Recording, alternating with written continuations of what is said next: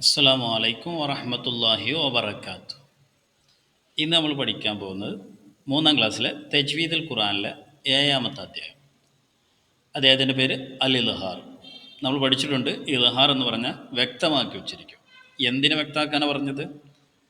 സാക്കിനായനുവിൻ്റെയും തൻവീൻ്റെ ശേഷം ഹൽക്കിൻ്റെ അർഫുകളായ ഹംസ, ഹ, ഐന്, ഒയിന്, ഹ, ഹ ഈ 6 അക്ഷരങ്ങൾ വന്നാൽ നമ്മളവിടെ വ്യക്തമാക്കി ഉച്ചരിക്കും.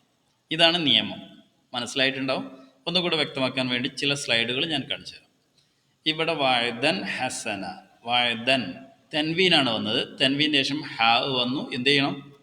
വ്യക്തമാക്കി ഉച്ചരിക്കണം. വാഴദൻ ഹസന വ്യക്തമാക്കി. ഏതക്ഷരത്തെ ഈ അക്ഷരങ്ങളെ വ്യക്തമാക്കിയിട്ട് ഉച്ചരിക്കണം. തൻഹിത്തൂന, നെക്സ്റ്റ് തൻഹിത്തൂന, സാക്കിനായ നൂനിൻ്റെ ശേഷം ഹ വന്നു. അപ്പം എന്താണ്? തൻഹിത്തൂന, തൻഹിത്തൂന എന്ന് ഓതണം. അഫുവൻ, നെക്സ്റ്റ് അഫുവൻ ഓഫൂറ, തൻവീന് വന്നു. തൻവീന് ശേഷം ഒയിന് വന്നു. ഒയിന് വന്നപ്പോൾ നമ്മൾ എന്ത് ചെയ്യണം? ഇദ്ഹാർ ചെയ്യണം, വ്യക്തമാക്കി ഉച്ചരിക്കണം. പിന്നെ അതുപോലെ മിൻ, സാക്കിനായ നൂനിന് ശേഷം ഒയിന് വന്നു. ഒയിന് വന്നപ്പോൾ നമ്മൾ എന്ത് ചെയ്യണം? വ്യക്തമാക്കി ഉച്ചരിക്കണം. സിമ്പിൾ അല്ലേ? യൗമഇദിൻ ഖാശിയ, യൗമഇദിൻ ഖാശിയ, തൻവീന് ശേഷം ഖാ വന്നു. ഖാ വന്നപ്പോൾ നമ്മൾ എന്ത് ചെയ്യണം? നമ്മൾ ഇൽഹാർ ചെയ്യണം. വൈൻ ഖിഫ്തുൻ, നൂനിന് ശേഷം സാക്കിനായ നൂനിന് ശേഷം ഖാ വന്നു. അപ്പോൾ നമ്മൾ എന്ത് ചെയ്യണം? അതിനെ വ്യക്തമാക്കി ഉച്ചരിക്കണം. ഇനി കുറേ ഉദാഹരണങ്ങൾ ഇവിടെ കൊടുത്തിട്ടുണ്ട്. മെൻ ഊത്തിയ, ഹംസ വന്നു നൂനിൻ്റെ ശേഷം, അതാണ് ഇവിടെ.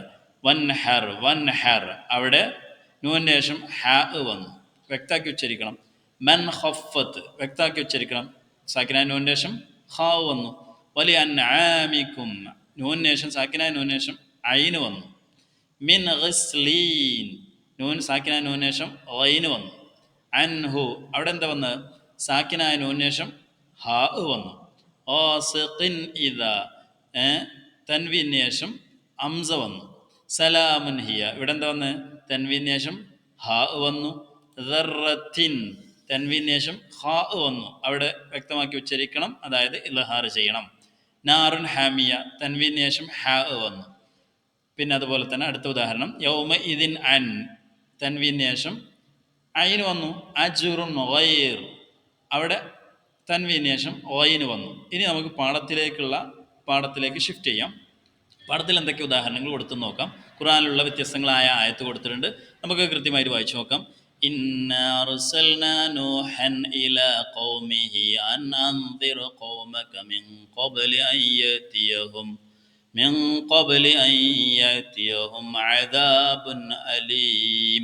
ഈ ഉദാഹരണത്തിൽ നൂഹൻ ഇല, തൻവീന് ശേഷം ഹംസ വന്നു, ഇൽഹാർ ചെയ്തു, വ്യക്തമാക്കി ഉച്ചരിച്ചു.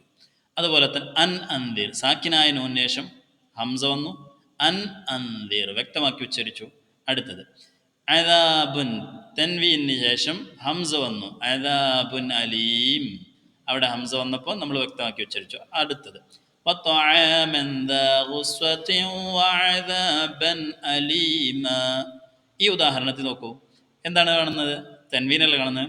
തൻവീന് ശേഷം എന്താ വന്നത്? ഹംസ വന്നു. ഹംസ വന്നാൽ എന്ത് ചെയ്യണം? ഇൽഹാർ ചെയ്യണം. 6 അക്ഷരങ്ങൾ ഏതെങ്കിലും ഒന്ന് വന്നാൽ എന്നല്ലേ നമ്മൾ പഠിച്ചിട്ടുള്ളത്?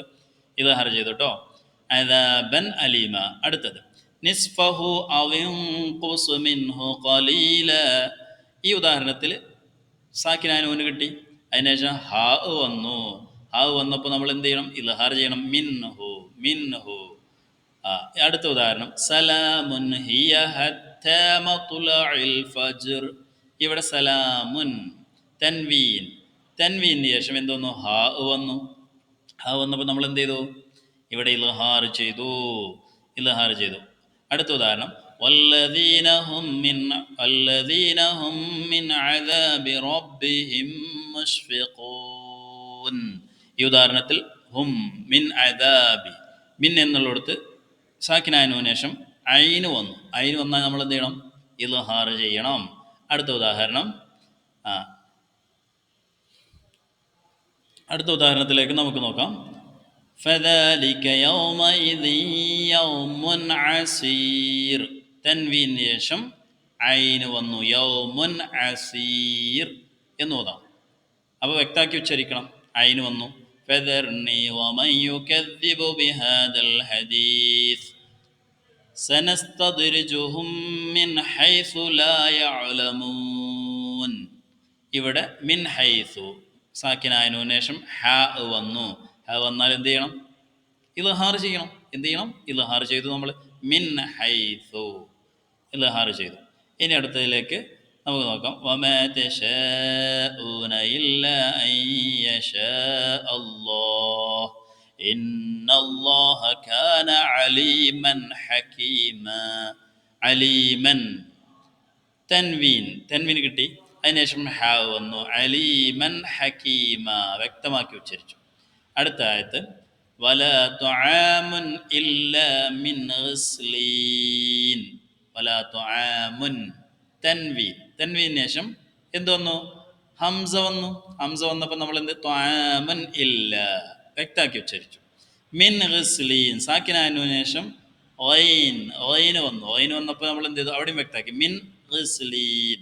അടുത്ത ആയത്ത് എന്താ? വഅല്ലൗ ഇസ്തഖാമൂ അലൽ ത്വരീഖത്തി ലസ്തഖൈനാഹും മാഅൻ ഗദഖാ. ഇവിടെ മാഅൻ തൻവീന് ശേഷം ഗൈന് വന്നു. മാഅൻ ഗദഖാ. അപ്പം എന്ത് ചെയ്യുന്നു? ഗൈന് വന്നു. ഗൈന് വന്നപ്പോൾ എന്താ ചെയ്യേണ്ടത്? ഇൽഹാർ ചെയ്യണം, വ്യക്തമാക്കി ഉച്ചരിക്കണം. അടുത്തത് وجعلنا من بين أيديهم سدا ومن خلفهم سدا فأغشيناهم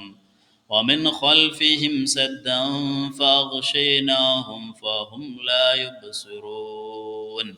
ഇവിടെ എന്ത് ചെയ്ത്? വമിൻ ഖൽഫിഹിം സാക്കിനായതിനു ശേഷം ഖാ വന്നു. എന്ത് ചെയ്തു? പറയൂ. എന്ത് ചെയ്ത്? ഇൽഹാർ ചെയ്തു, വ്യക്തമാക്കി ഉച്ചരിച്ചു. അടുത്ത ആയത്ത് ആലിയഹും. അടുത്ത ആയത്ത് എന്താണ്? ആലിയഹും. എവിടെയാണ് ആയത്ത്? നമുക്ക് വരട്ടെ. അല്ലൗ ഇസ്തഖാമു വജഅൽനാ മിൻ ബൈനി അയ്ദിഹിം. ആയത്ത് കിട്ടി നമുക്ക്. വഅല്ലൗ ഇസ്തഖാമു അലത് ത്വരീഖത്തി ലസ്തഖൈനാഹും മാഅൻ ഗദഖാ. അപ്പോൾ ഈ ആയത്തിൽ എന്താണ് ആയത്ത്? വഅല്ലൗ ഇസ്തഖാമു അലത്തൊരീഖത്തി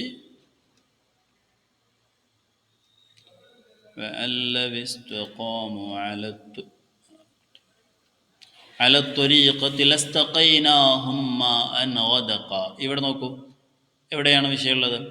തൻവീന് ശേഷം ഓയിന് വന്നു. മാഅൻ ഗദഖാ. അടുത്ത ആയത്ത് വജഅൽനാ മിൻ ബൈനി അയ്ദിഹിം സദ്ദൻ വമിൻ ഖൽഫിഹിം സദ്ദൻ ഫഅഗ്ശൈനാഹും ഫഹും ലാ യുബ്സിറൂൻ. വമിൻ ഖൽഫിഹിം എവിടെയാണ്? വമിൻ ഖൽഫി നൂന് ശേഷം സാക്കിനായ നൂന് ശേഷം ഖാ വന്നു. അതുകൊണ്ട് നമ്മൾ ഇൽഹാർ ചെയ്യണം. അടുത്തത് ആലിയഹും സിയാബു സുന്ദുസിൻ ആലിയഹും സിയാബു സുന്ദുസിൻ ഖുളുറുൻ വഇസ്തബ്റഖ് وحلوا أساور من فضة وسقاهم ربهم شرابا طهورا.